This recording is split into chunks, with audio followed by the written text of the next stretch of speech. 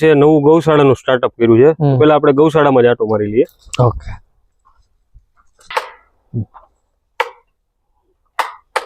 લાઇટિંગમાં કઈ ફેર નહીં પડે.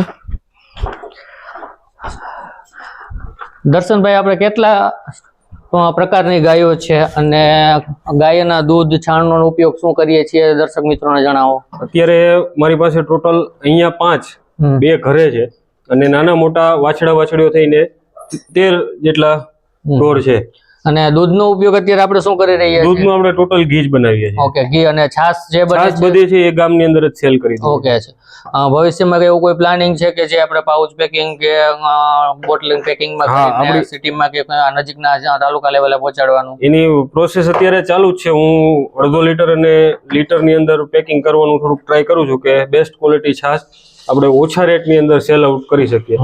અત્યારે આપણે લોકોને શુદ્ધ ખાવા મળે. અત્યારે આપણે રાજકોટ તમારા ગામમાં સેલ કરીએ છીએ છાશનું એપ્રોક્સ કેટલા પ્રાઇસમાં કરીએ છીએ? અત્યારે હું 10 રૂપિયા લીટરની વેચી દઉં છું. ઓકે.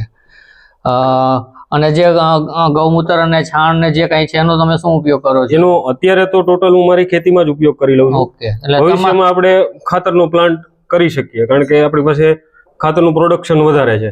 ઓકે. એના હિસાબે. ઓકે.